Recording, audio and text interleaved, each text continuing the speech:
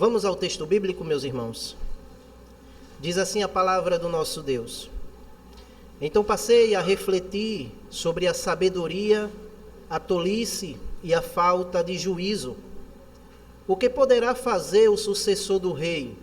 O mesmo que outros já fizeram. Então vi que a sabedoria é mais proveitosa do que a falta de juízo, assim como a luz é mais proveitosa do que as trevas.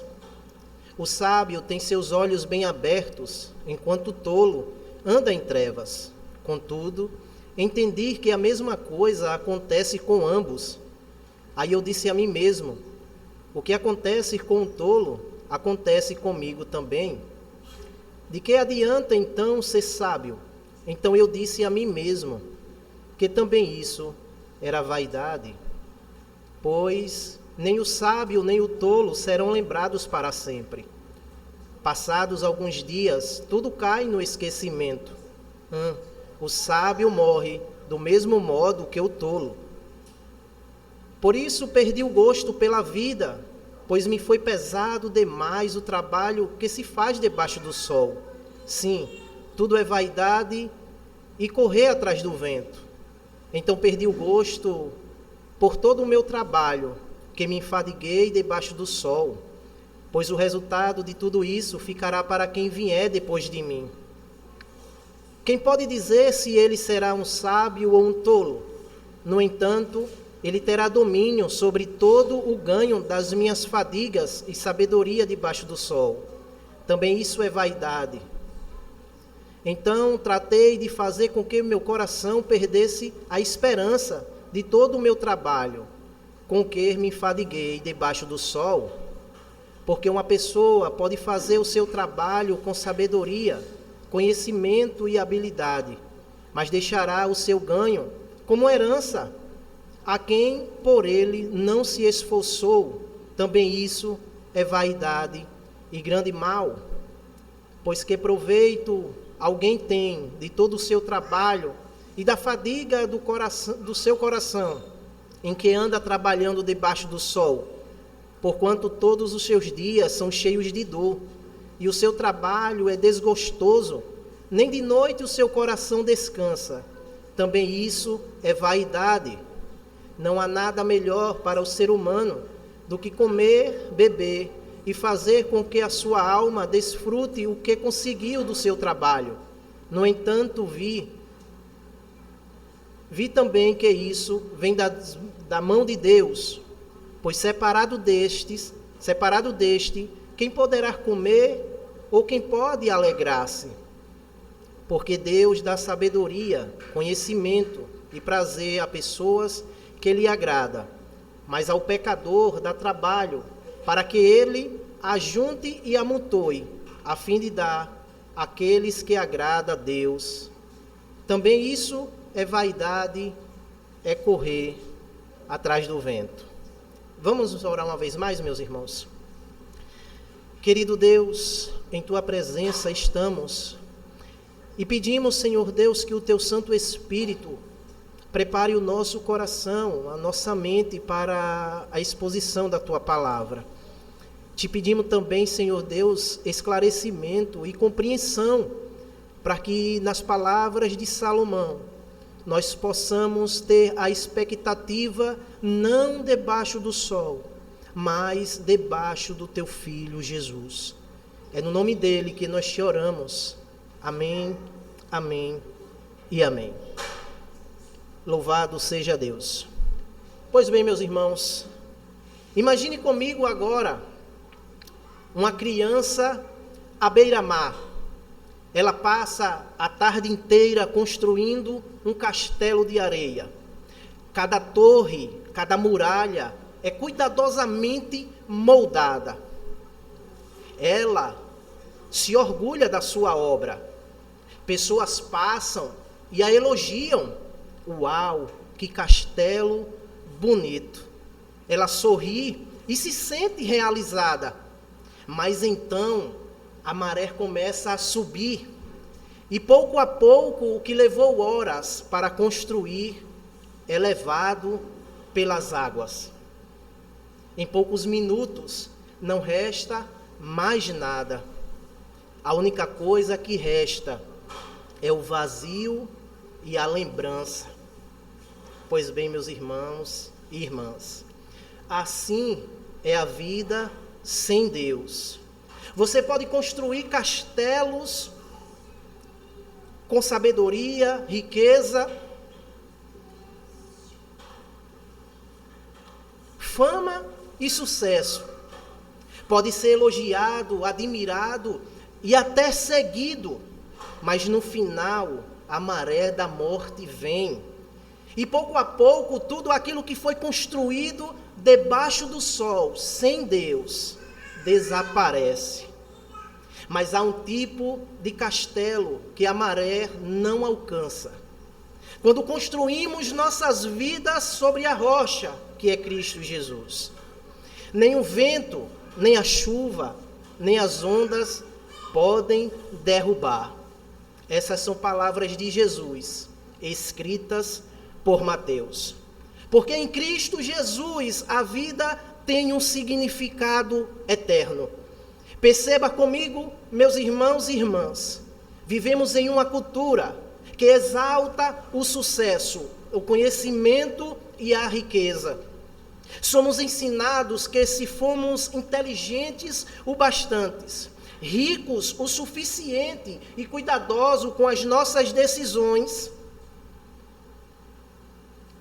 podemos controlar o nosso destino e assim garantir a nossa felicidade.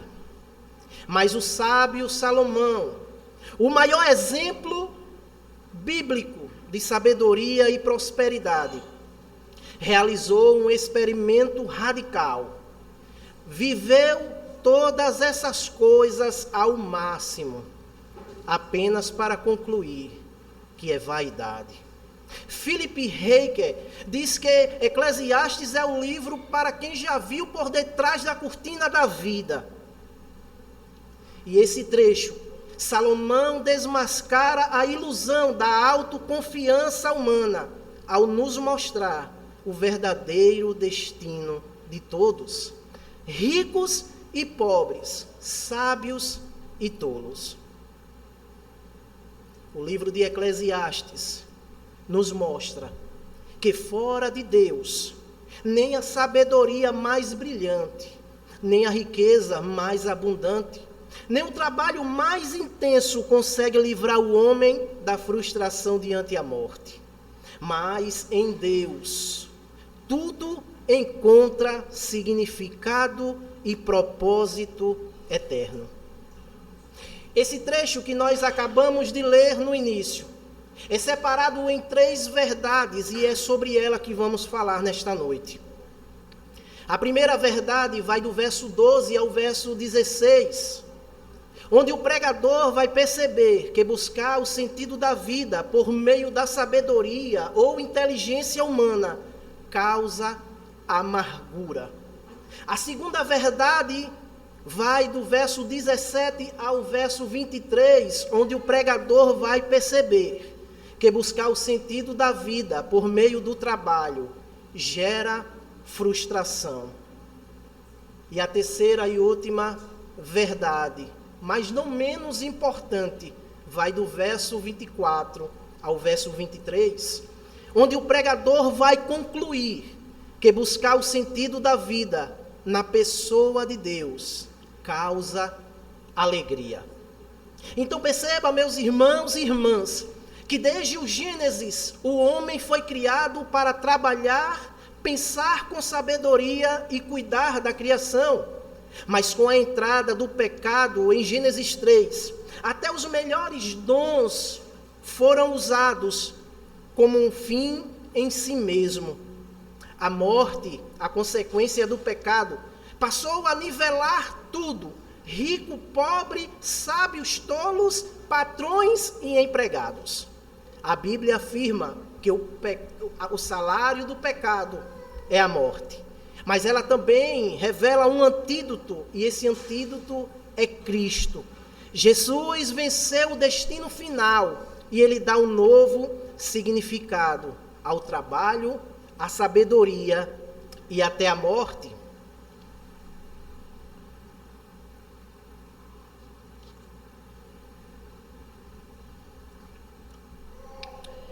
para mim, viver é Cristo e morrer é lucro, diz o apóstolo Paulo aos Filipenses. O apóstolo João não fica por baixo e também diz: sabemos que quando ele se manifestar, seremos semelhantes a ele. Então perceba que a fé não apaga a morte, mas ela a transcende. E isso muda tudo porque em Cristo Jesus, tanto a sabedoria, o trabalho e até as coisas mais básicas como beber e comer tem significado eterno. Então vamos ver o que Salomão vai nos dizer, o que ele nos diz no verso 12 em diante. Queira me acompanhar, meus irmãos, nessa leitura. Então passei a refletir sobre a sabedoria, a tolice e a falta de juízo. O que poderá fazer o sucessor do rei? O mesmo que outros já fizeram. Observe que Correlete, a gente passamos essa semana toda só pronunciando essa palavra.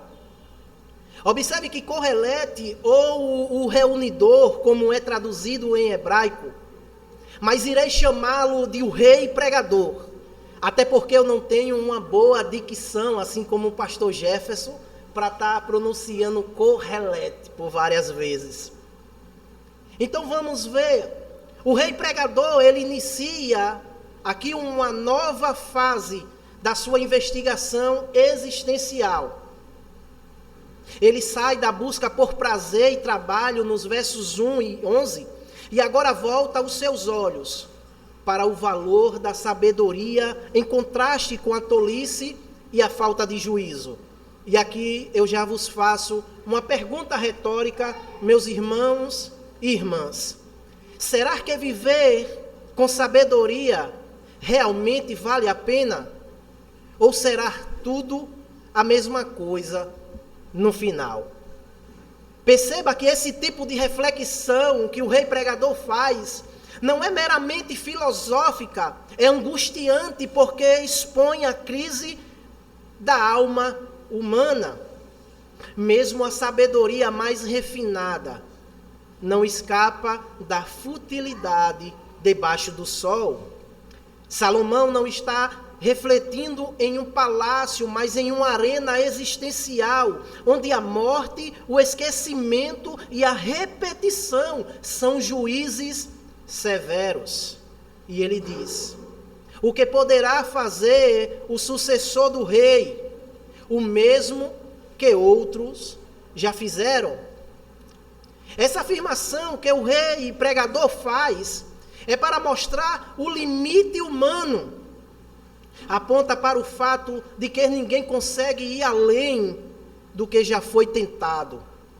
Mesmo um futuro governante com novas ideias estará restrito às mesmas realidades que Salomão enfrentou. Aqui Salomão não está apenas falando sobre política ou sucessão real, mas sobre a repetição inevitável da existência humana. Não há inovação que altere as questões fundamentais da vida. O que o rei pregador acaba de perceber é que todos vivem, todos trabalham, se cansam e morrem. Todos sofrem frustrações e limitações. Todos repetem erros e padrões antigos. Perceba que o rei pregador só reafirma o que ele mesmo falou no capítulo 1, verso 9. O que foi, será de novo. E o que se fez, se tornará a fazer. Não há nada de novo debaixo do sol. A história da humanidade é marcada por círculos que se repetem. Novas gerações estão descobrindo um caminho novo, ou acha que está descobrindo o caminho certo, mas no final encontra as mesmas limitações.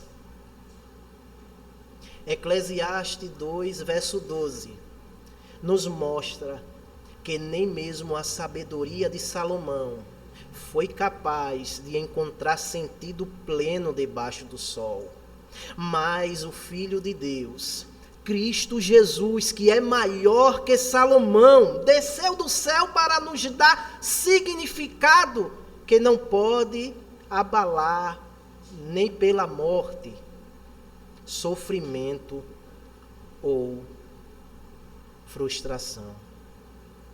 O verso 13 e 14 ele diz: então vi que a sabedoria é mais proveitosa do que a falta de juízo, assim como a luz traz mais proveito do que as trevas. O sábio tem os seus olhos bem abertos, enquanto o tolo anda em trevas. Contudo, entendi que a mesma coisa acontece com ambos. Salomão fala da sabedoria debaixo do sol, ou seja, no nível da vida terrena, observada pela experiência humana. Essa sabedoria é a habilidade de viver de forma prudente, tomar boas decisões e evitar erros, mas ainda limitada pela mortalidade. Apesar de ser melhor que a insensatez ou a falta de juízo, essa sabedoria não vence a morte e não dá sentido eterno à vida. Já a sabedoria que Tiago menciona no capítulo 1, verso 5, e também no capítulo 3, verso 17, é a sabedoria do alto, concedida por Deus a quem pede com fé, é espiritual e eterna, não apenas prática, é dom divino, que molda o caráter segundo Cristo, capacitando a enfrentar provações com fé e perseverança. Ela também produz paz, humildade, misericórdia, justiça. Não apenas ilumina o caminho, mas transforma o coração. Prepara o crente para viver aqui e para a eternidade. Garante vitória final, pois está ligada a Cristo. Aqui Salomão reconhece o valor prático da sabedoria. Ela é preferível à tolice. No entanto, até a sabedoria é engolida pela morte. Ou seja, todas essas trilhas ou todos esses caminhos se encontram no mesmo abismo, a sepultura.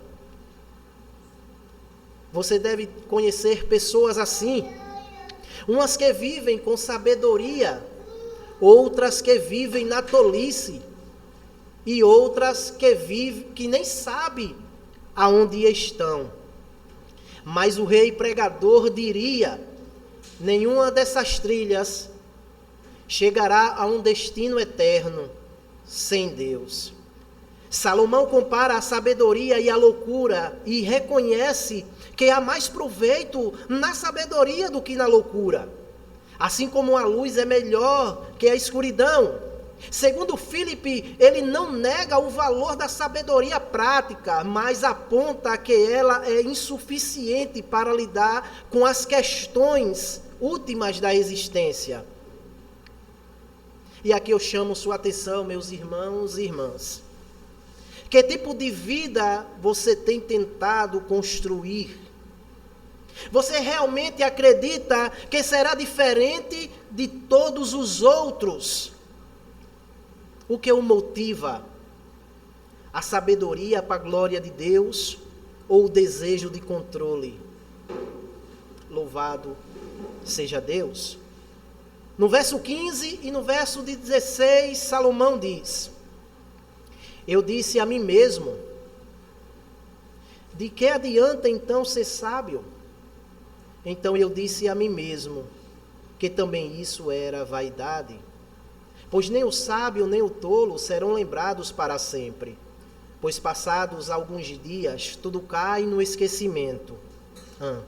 O sábio morre do mesmo modo que o tolo.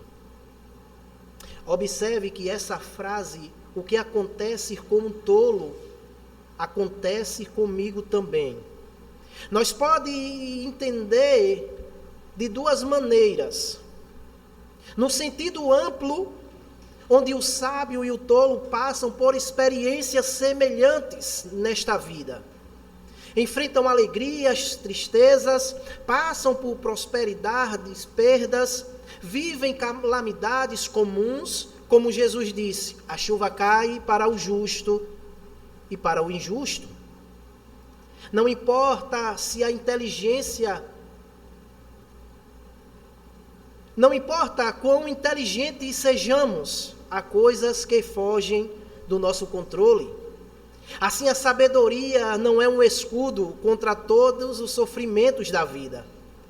Perceba que, embora esse sentido amplo seja válido, o pregador pensa em algo mais específico, a morte. Desde o verso 14, Salomão já insinuava que o destino de todos é igual. Aqui ele declara claramente: o sábio morre do mesmo modo que o tolo. Qual a vantagem que a sabedoria oferece? É temporária. Na sepultura, ela não serve de nada.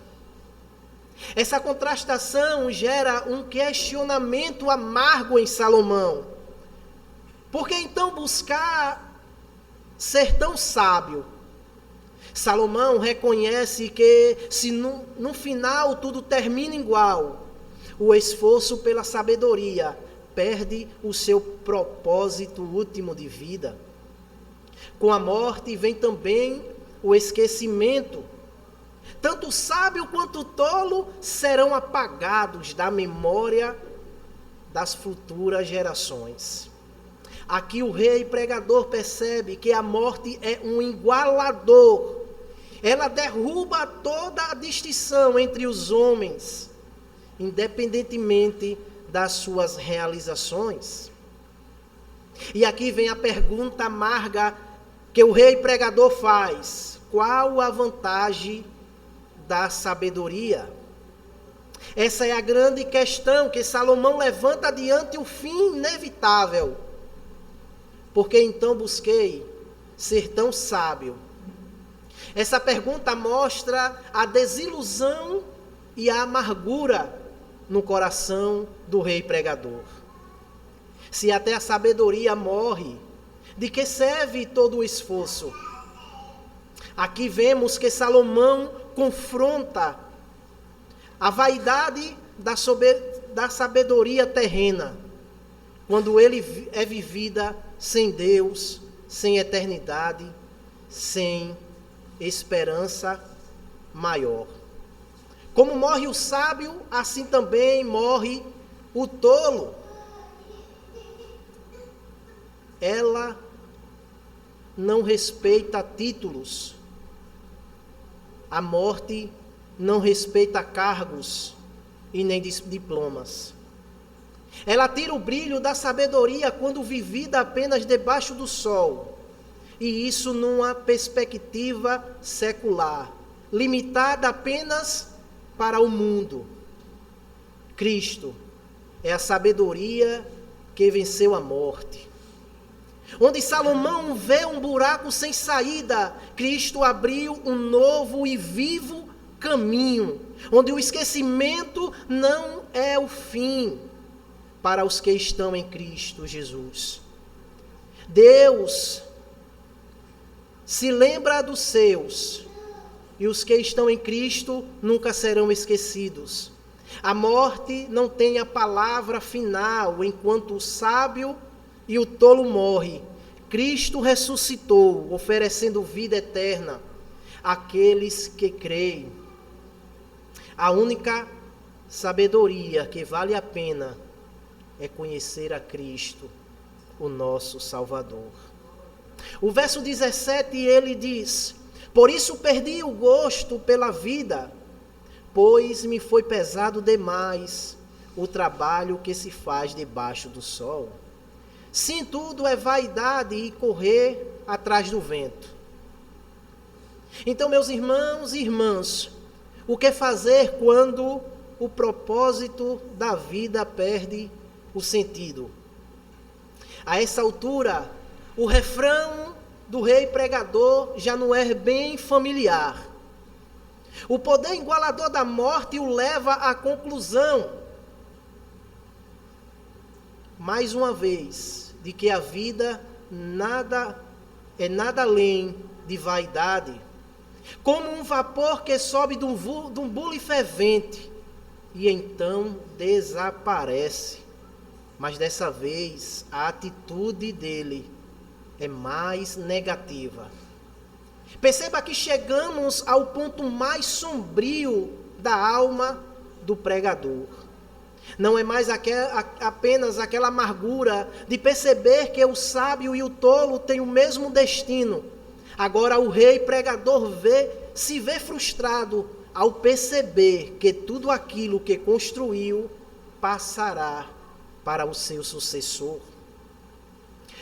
O pregador havia experimentado a sabedoria, o prazer e os projetos grandiosos, mas tudo parecia penoso, pesado, inútil.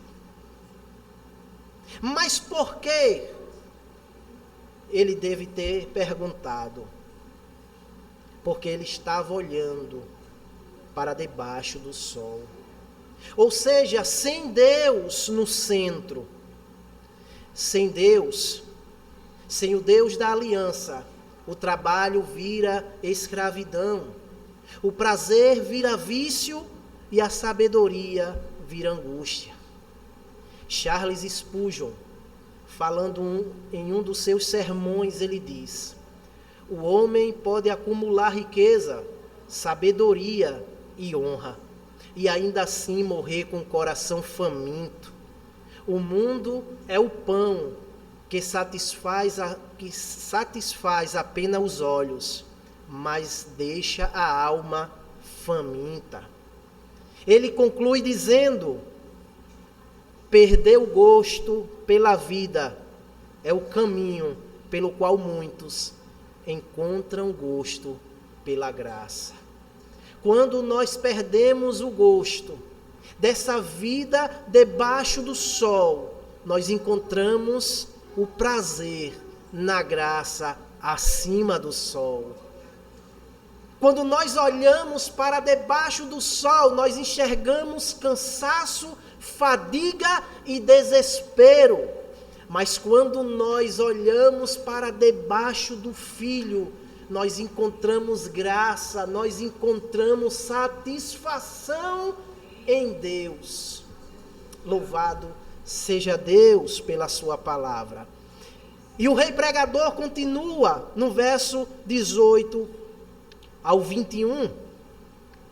Também perdi o gosto por todo o meu trabalho, com que me fadiguei debaixo do sol, pois o resultado de tudo isso ficará para quem vier depois de mim. Quem pode dizer se ele será um sábio ou um tolo? No entanto, ele terá domínio sobre todo o ganho das minhas fadigas e sabedoria debaixo do sol. Também isso é vaidade. Então tratei de fazer com que o meu coração perdesse a esperança de todo o trabalho com que me fadiguei debaixo do sol. Porque uma pessoa pode fazer o seu trabalho com sabedoria, conhecimento, habilidade, mas deixará o seu ganho como herança a quem por ele não se esforçou. Também isso é vaidade e grande mal. Esses versos, me deixou essa semana de cabelo branco. Eu creio também que a irmã Thaís ficou vários dias pensativa com esse texto. Perceba, meus irmãos e irmãs, que Salomão está angustiado por não ter controle sobre o que será feito com o fruto do seu trabalho após sua morte. Pode cair nas mãos de alguém insensatos. E como nós sabemos, é o que realmente acontece. Jeroboão é o filho de Salomão, herdeiro de um trono rico, unido e glorioso. Recebeu um trono sólido pelo trabalho e pela sabedoria do seu pai. No entanto, sua arrogância, dureza de coração, ele rapidamente levou o reino à divisão.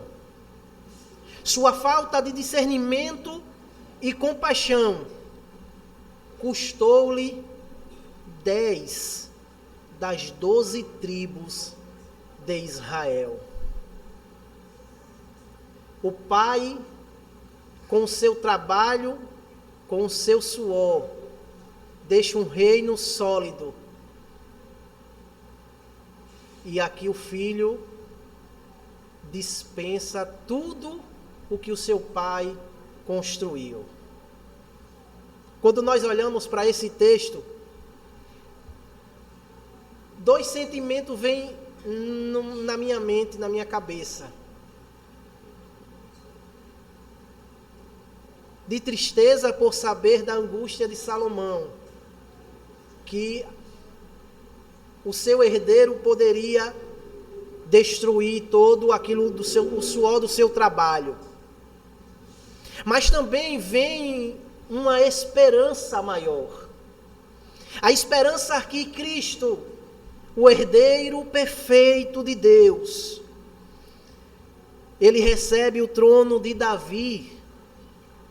Não apenas um reino terreno, mas um reino eterno, justo, inabalável, como diz Lucas, capítulo 1, verso 32 e 33.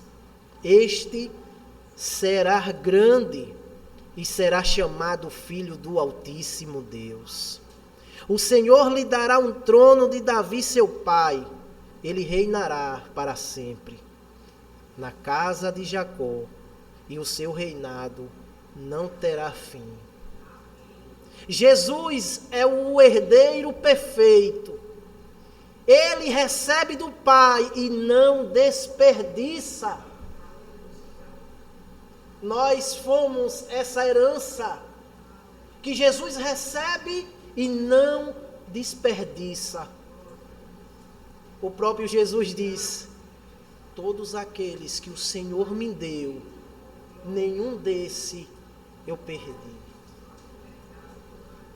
A nossa salvação está garantida não pelos nossos méritos, não pelos méritos e sabedoria de Salomão, não pelo desperdício de Roboão, mas o Cristo Jesus, o Filho de Deus, aquele que veio e tirou o pecado do mundo. É sobre esse que a nossa salvação está segura. Louvado seja Deus. O rei pregador está confrontando o fato de que o trabalho, mesmo mais excelente e produtivo, não tem o poder de preservar o seu valor depois da morte. Aquilo parecia insignificante, se torna um fardo inútil, pois o controle do seu futuro está fora das suas mãos. Perceba que o problema não está no trabalho em si, meus irmãos e irmãs, mas em um coração que espera sentido duradouro em algo temporal. Martin Henry diz: quando o homem faz do mundo o seu Deus, seus corações estão onde está o seu tesouro.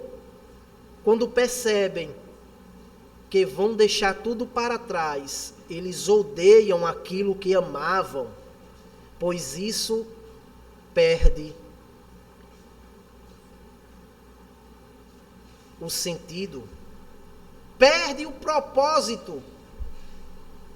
Quando o homem faz do seu trabalho, da sua sabedoria, o seu Deus, você não tem controle do que virá amanhã. Mas em Deus, Cristo, Ele trabalhou incessantemente, curando, ensinando, servindo e sofrendo. Mas ao contrário de Salomão, Jesus sabia para quem estava entregando o fruto do seu trabalho. Aos eleitos, à igreja, aqueles que ele morreu. Jesus não perdeu o gosto pelo seu trabalho, mas diante a cruz ele orou: a ti glorifiquei na terra, completando a obra que me deste para fazer. Você só encontra sentido, meu irmão e minha irmã, verdadeiro no trabalho, quando parar de trabalhar para si mesmo e começar a trabalhar a partir de Cristo para a glória de Deus. Os versos 22 e 23, Salomão diz: pois que proveito alguém tem de todo o seu trabalho e da fadiga do seu coração, em que anda trabalhando debaixo do sol? Porque todos os seus dias são cheios de dor, e o seu trabalho é desgostoso, nem de noite o seu coração descansa. Também isso é vaidade. A vida debaixo do sol, meus irmãos e irmãs, cobra um preço. O homem vive estressado, sobrecarregado, e ainda assim, mesmo em seus momentos de descanso, sua alma está em conflito. Esse é o retrato de uma humanidade exausta, sem esperança, quando Deus não é o centro. João Calvino, escrevendo as suas estatutas, ele diz: Deus ordenou o trabalho para o bem do homem, mas o homem, em seu pecado, transformou o trabalho em idolatria. Jesus oferece o que o trabalho jamais pode dar: descanso para a sua alma. Em Cristo o trabalho é redenção e serviço. Não é mais maldição e nem vaidade, mesmo que a vida debaixo do sol seja cansativa.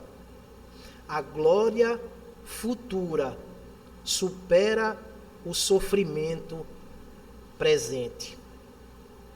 No verso 24 e 25, Salomão diz: não há nada melhor para o ser humano do que comer, beber e fazer com que sua alma desfrute o que conseguiu do seu trabalho.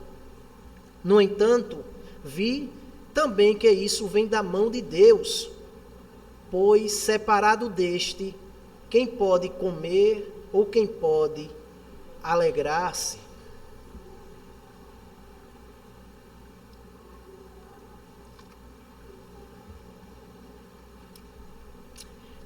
Agora, nós vemos o rei pregador mudar o tom e dar um suspiro de esperança. Salomão começa a ver que a busca incessante na vida não pode ser alcançada pelo esforço humano. Tudo, até o prazer comum das refeições e do trabalho, é dom de Deus. A partir de Cristo, compreendemos que a vida não se resume ao trabalho ou ao prazer, mas à graça que nos sustenta. Jesus, ao multiplicar os pães, não só alimentou, mas apontou para o pão vivo que desceu do céu. Cristo é o dom supremo vindo da mão de Deus. Se até comer e beber vem de Deus, quanto mais o nosso Salvador. Jesus é aquele que nos ensina a receber todas as coisas com gratidão e dependência do Pai. Cristo resgata o nosso trabalho da vaidade. Ele é quem dá propósito eterno às nossas ações, seja comendo, bebendo ou fazendo qualquer outra coisa. Façai tudo para a glória de Deus. Ele nos livra da ilusão de que o prazer terreno é o fim último. O gozo verdadeiro está em ter Cristo como nosso maior bem. E para encerrar, meus irmãos e irmãs, o verso 26. Ele diz: porque Deus dá sabedoria, conhecimento e prazer à pessoa que lhe agrada, mas ao pecador dá trabalho para que ele ajunte e amontoe, a fim de dar àqueles que agrada a Deus. Também isso é vaidade e correr atrás do vento. Esse verso, meus irmãos, conseguimos entendê-lo dentro da teologia da soberania divina e da eleição. Essa distinção entre aqueles que agrada a Deus e o pecador não se baseia em mérito humano, mas no favor gratuito de Deus. A diferença entre os que desfrutam da sabedoria e os que acumulam em vão decorre da vontade de Deus, que reparte os dons conforme o beneplácito ou a sua vontade soberana. Pois bem, meus irmãos e irmãs, em Cristo temos o exemplo perfeito. Ele trabalhou, comeu, bebeu, viveu, sempre para a glória de seu Pai. Ele é a sabedoria de Deus, como diz 1 Coríntios 1:24. E em sua cruz, ele redime o nosso trabalho, transformando nossas frustrações em propósito e nos dá alegria duradoura. Eu queria finalizar com 3 breves aplicações. A primeira aplicação: avalie os seus investimentos existenciais. Onde você tem investido o seu coração? No que é eterno ou no que é passageiro? Segunda aplicação: transforme o seu trabalho em adoração. Trabalhe com excelência, mas reconheça: o fruto vem de Deus. Trabalhe para a glória dele e não para a glória pessoal. Encontre repouso em Cristo, não na performance. O Evangelho nos liberta do correr atrás do vento e nos convida ao descanso da graça. Eu quero finalizar com essa frase: a vida debaixo do sol só encontra sentido quando vivida debaixo do Filho. Que Deus nos dê graça e que nós venhamos encontrar satisfação, não abaixo do sol, mas abaixo do Filho Jesus Cristo, o eterno Deus. Amém.